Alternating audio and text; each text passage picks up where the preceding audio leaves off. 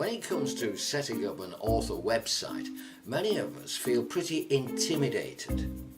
We can write stories, sure, but understanding how to make a website eye-catching, well laid out, and remembering to include all the necessary information that's needed can feel a little daunting. If you're about to set up your author website, knowing what's typically included is a good start. Let's look at the 5 main elements every author website should have. Number 1 is a kick-ass homepage. A good first impression is crucial. Your homepage is where most readers will land, and it needs to clearly market who you are as a writer and what you are offering them. Choose a theme that represents your work.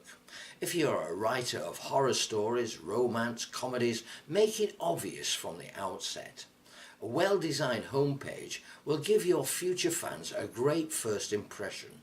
They are more likely to think you are professional and more likely to trust that your work will be of high quality too. Ask yourself, when people arrive on your site, would they know what kind of writing you offer from the outset? Have you set the tone and mood to reflect who you are? Can they easily navigate from the page to other parts of your website without getting confused? Do they know how to buy your book? Next, testimonials. Testimonials are an important way to assure your potential readers that they are buying a professional, well-written book that other people love.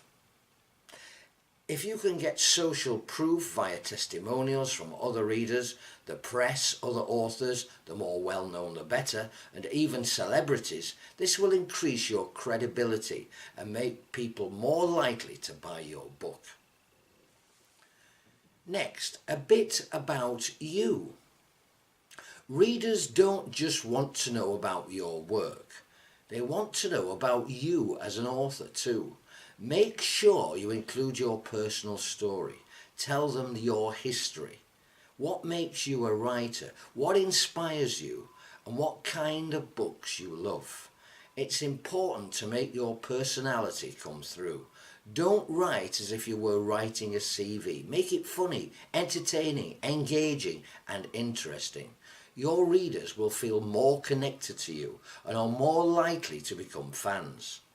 Make sure you know where to draw the line though. Readers want to get to know you, but they don't need to know every intimate detail of your life. Make sure you include your contact information too, an email address, a phone number if you like, and links to your social media profiles.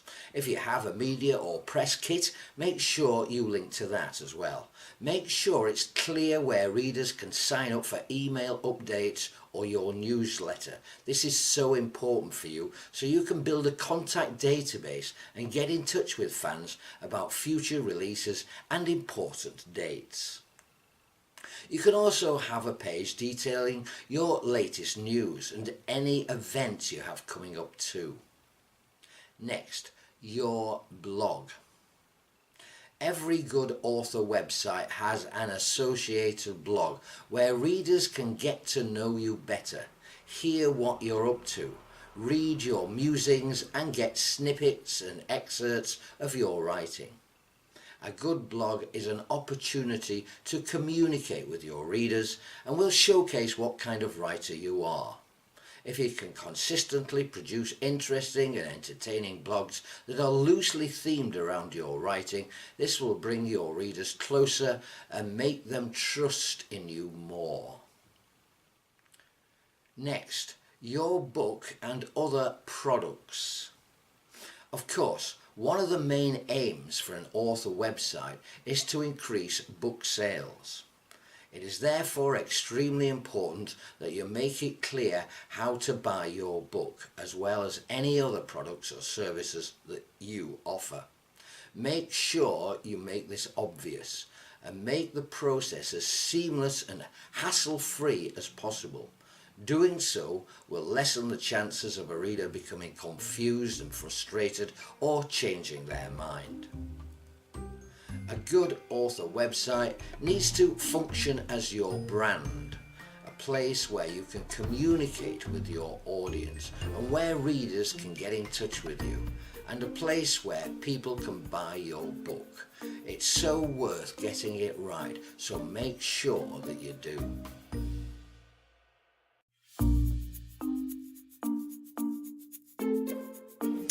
While it can be satisfying sitting down for hours and picking apart your novel, sometimes you don't have time for that. The great thing is that we don't have to spend huge chunks of our time on our writing to make it great. For those who can only grab a few minutes here and there are still ways to make your writing better and get that satisfaction that you've improved it each time you have a spare moment.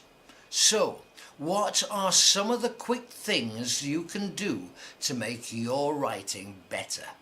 Let's take a look. First, look for spelling mistakes. Spelling mistakes make your writing seem unprofessional and will immediately make a publisher think you haven't bothered to edit it well. Do a spell check of your work, but also look for mistakes where the word might be correct, but it's not exactly what you mean. Next, do a grammar check. Even if you intend to use a professional editing service, having your grammar and punctuation as good as it can be before you send it off will help make the process smoother and leave you with a better piece of work as a result. If your grammar isn't excellent, you can download a program such as Grammarly, which will help to weed out grammatical mistakes.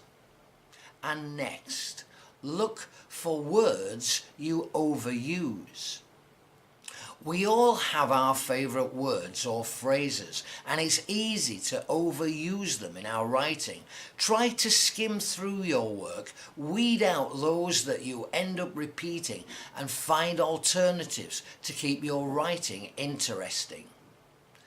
And our next tip, take out adjectives and adverbs. While descriptive writing can conjure up a clear picture in your reader's imagination, too many descriptive words can make writing seem overwritten. Look for these at the end of dialogue, such as "he said lovingly" or "she said angrily." And next, write in the present tense. The present tense gives much more immediacy to your writing and draws the reader in. So try to rewrite instances where you've used the past tense and change them to the present. Our next tip, give your character an unusual trait. Give your character an interesting and arresting feature, such as a lisp, or a limp, or a strange scar, or a tattoo. This makes them seem unique and intriguing. Next, read your dialogue aloud. Reading dialogue aloud will help you decide whether it flows well and reflects how someone would talk. And next, ask a probing question.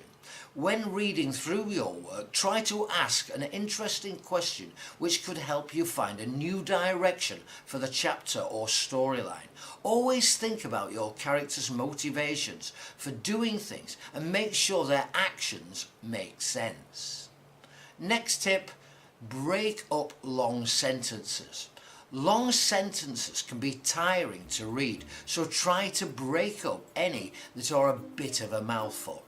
And our final tip is delete anything that isn't needed.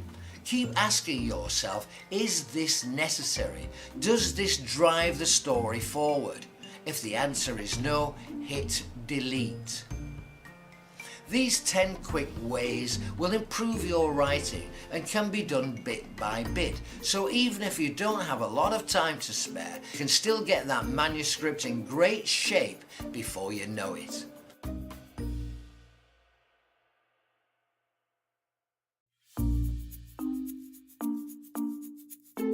Write writing a non-fiction book isn't for everyone. Many writers don't even consider it as an option.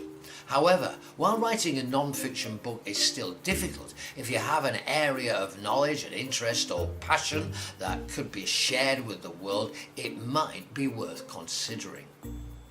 While the book market is saturated and not necessarily less competitive for those writing non-fiction books, if you can find a particular niche, with it you will find a particular audience eager and waiting to receive your work.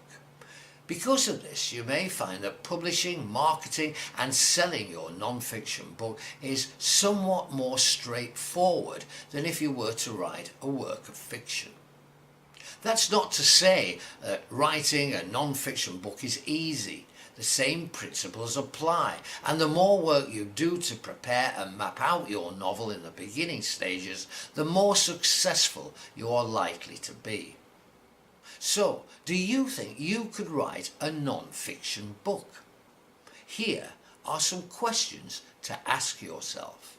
Do you have a unique style or tone that will make your book engaging and appealing to your readers? What's the competition like? Has it been done before? Non-fiction books should be specific, well-researched, well thought out, engaging, educating and entertaining. Be it a biography of your life, a guide about the life and behaviour of a special type of rare animal, or a book dedicated to sharing your passion for clown puppets. It doesn't matter how niche or bizarre your topic is, if you know there are readers out there and that you can present your material in a way that will appeal to them. You know you have the basis to make your book a success. If you think you could write a non-fiction book, the writing process is much the same as any other kind of book.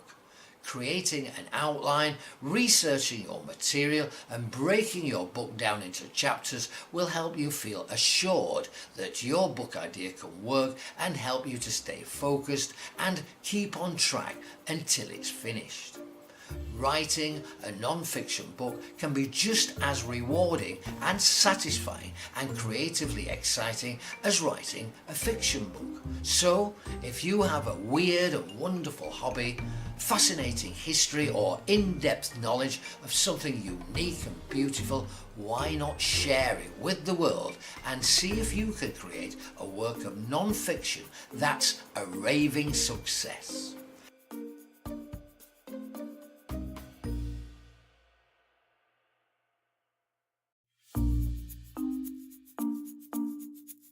When it comes to writing fiction, the sky's the limit, or is it?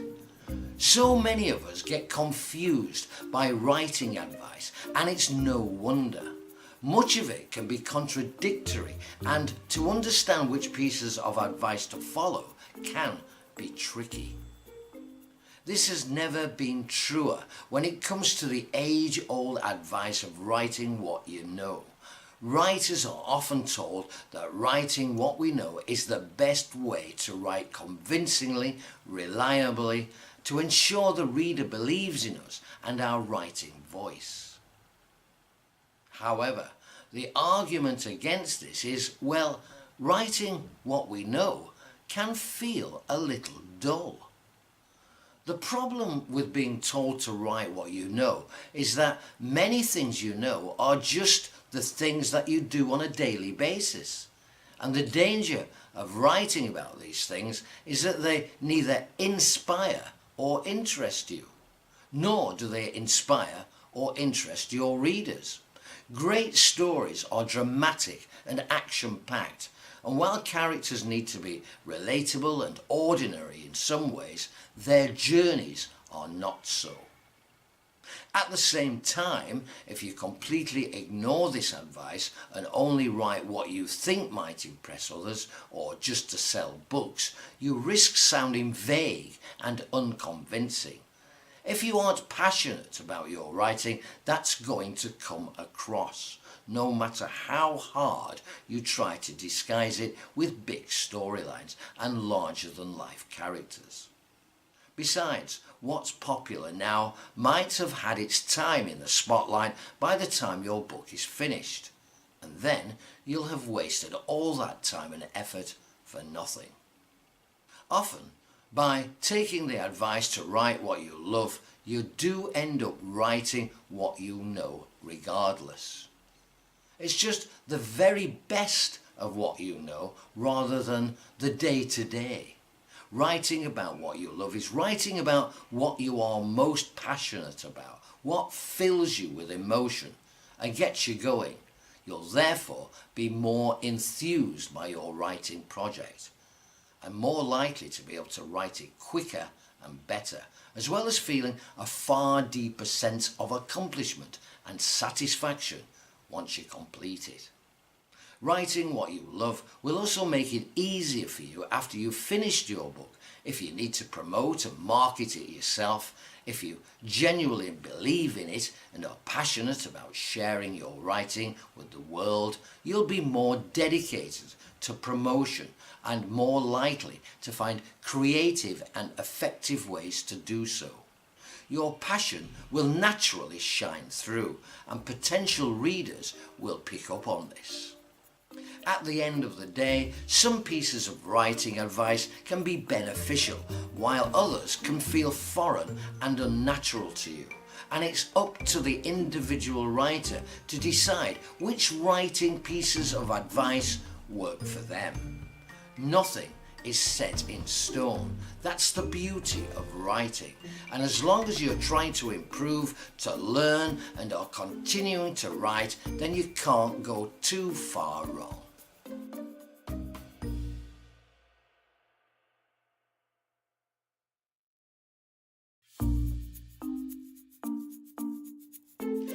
It's always disheartening when you finally get your self-published book up on Amazon, only to find the days, weeks and months roll by and you don't seem to be selling any copies.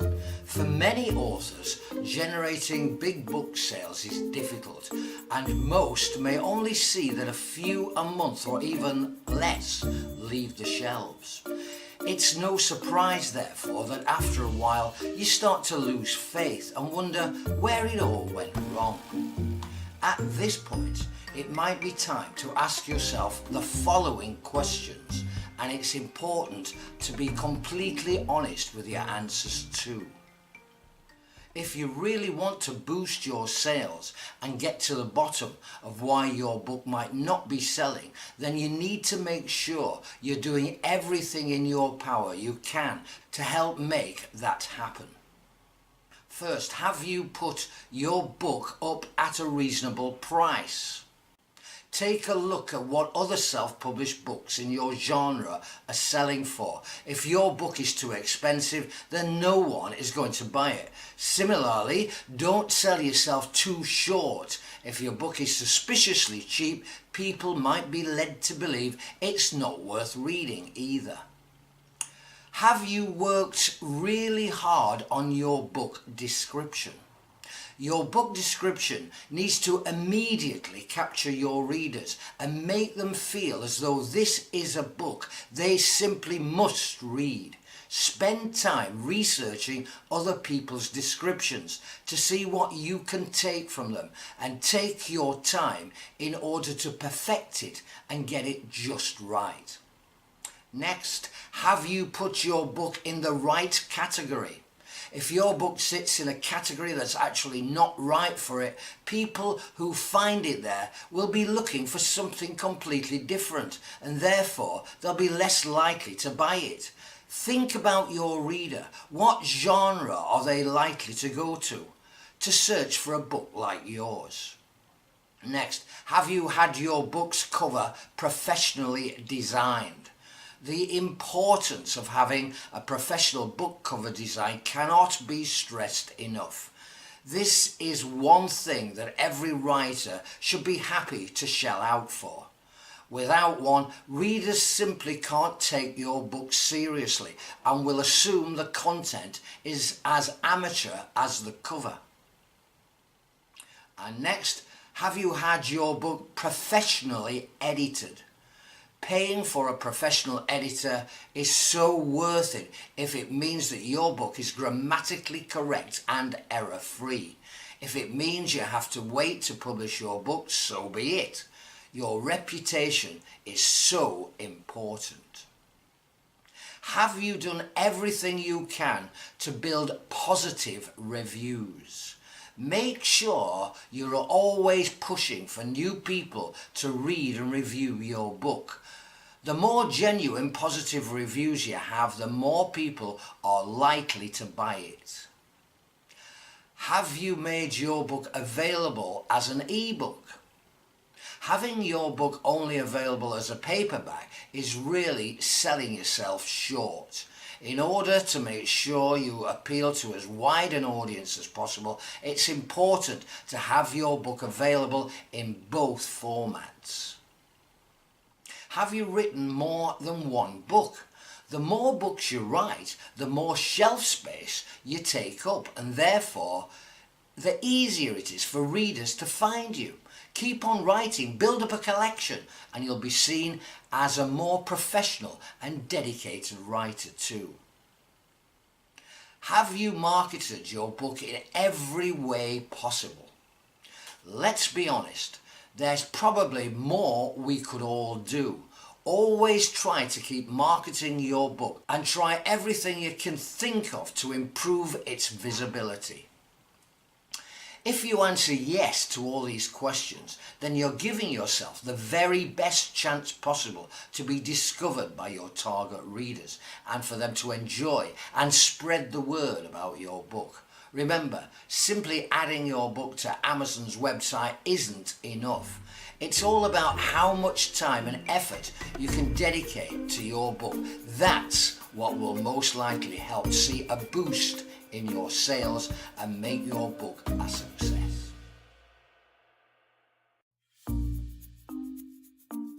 Marketing your book is arguably one of the hardest things an author has to do. For many authors, while they feel comfortable writing their stories, editing them and finding the best way to publish them, when it comes to actually getting people to read their books, they come to a grinding halt. The good news is that there's plenty you can do to promote your book and find new readers.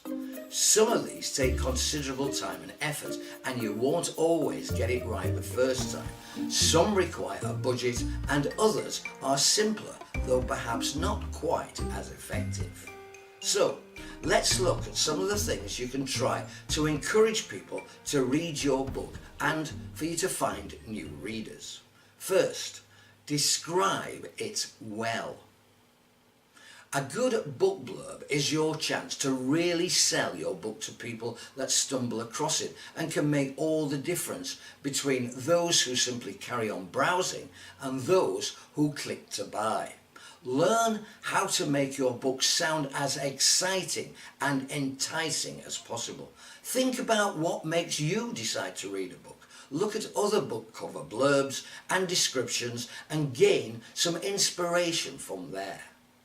Next, book clubs. A good way of getting your book more widely read is to offer it to book clubs. There are book clubs everywhere, all over the world. Some are virtual and some are local groups. Find them, contact them and offer your book for free. You could even join in the discussion or come along to local groups to talk about it afterwards. Ask participants who loved it to promote it on social media, and so word of mouth will start to spread. And next, family and friends. When you first publish your book, you're confident that all your friends and family will definitely buy it and write you glowing reviews, of course. After all, you've got over 200 friends on Facebook. You'll practically be a bestseller one day. Well, unfortunately, the reality is that it is surprisingly, often bafflingly difficult to get them to do it. Be persistent with your friends and family and make sure you ask everyone. It's interesting to discover that those friends who you haven't heard of for maybe 5 years are delighted to read your book. Getting your own sister to read it, however, is like pulling teeth. Next, get it into libraries. Approach your library and explain you are a local author and ask if they would be willing to take a copy or two of your book. It may not be the way to sell more books, but once you are in, then it could lead to many people over the years reading your book. You could leave some cards promoting your book on the front desk. If you don't ask, you don't get. Next, find your audience. Promoting your book is all about finding the right people to read it. The importance of figuring out who your audience is and then appealing directly to them cannot be underestimated. Take your time to research your audience. Who are they? Where are they? How do they shop? What excites them? What turns them on? What turns them off? How much will they spend on a book? What time of day are they most likely to buy a book? Are they impulsive or cautious with their purchases? Do they love a bargain? What is irresistible to them? If you know your audience inside out, you'll find it much easier to come up with creative ways of reaching them. And next, freebies. Let's face it, everyone loves a freebie.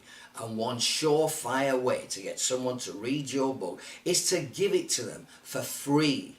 Do a Goodreads giveaway and you'll be surprised how many people enter. Gently ask if the winners would write you a review if they enjoyed it.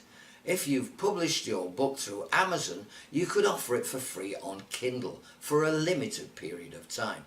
If you do, you're likely to see a real boost in sales, which could lead to more people buying your book even when the free period has ended.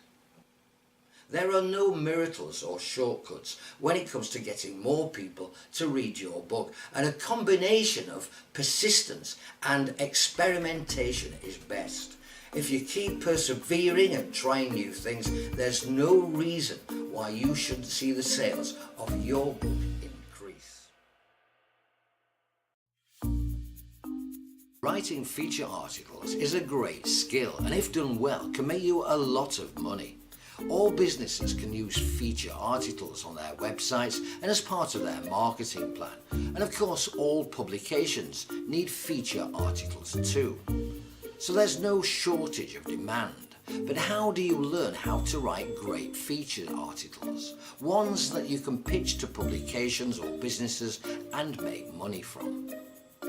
With these 5 simple tips, writing a feature article is easy, and they can be applied to any feature article regardless of the subject, which therefore turns you into a brilliant and versatile writer.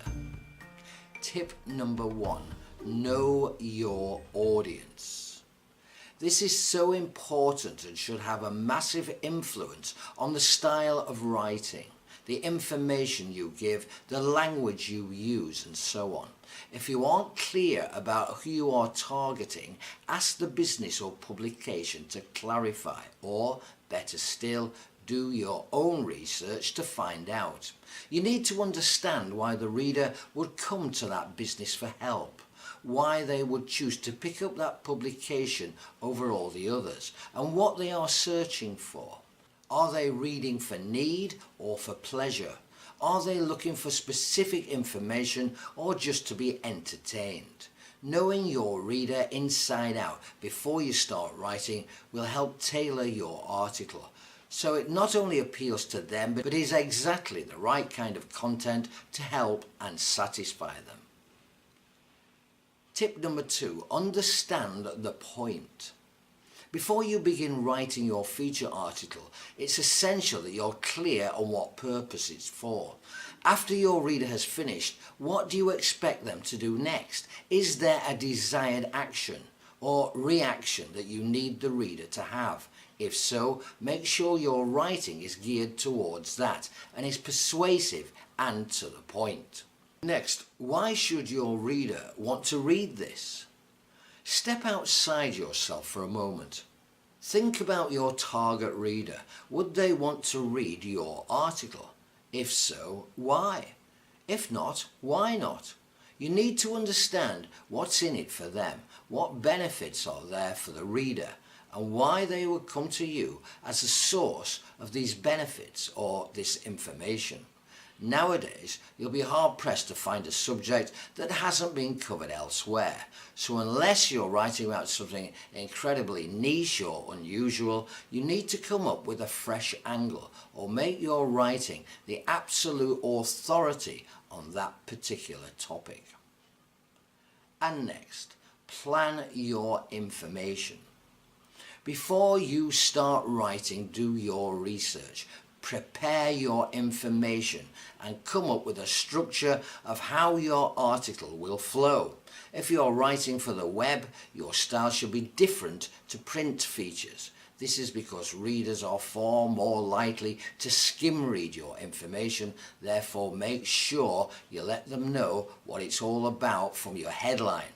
Also, break the writing up into essential points so they can quickly absorb the information.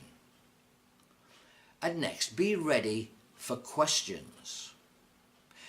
It's now so much easier for customers and readers to communicate and voice their opinions once they are finished with your piece. Be prepared for this and anticipate what questions they might have. Nothing looks worse than an "I'm not sure" response, or worse, just radio silence. Readers are a lot more forgiving if you are happy to respond to them. Though if someone is being particularly difficult, you may want to move this discussion away from the public eye by asking them to contact you directly. Once you've completed these steps, then you have done most of the hard work already. Therefore, writing your article should be a breeze. You'll be clear on tone, style and voice and purpose, as well as having the outline of your article already written. So there you go. Interesting, useful and engaging content that will appeal to your target audience and motivate them to act. Writing a feature article done and dusted.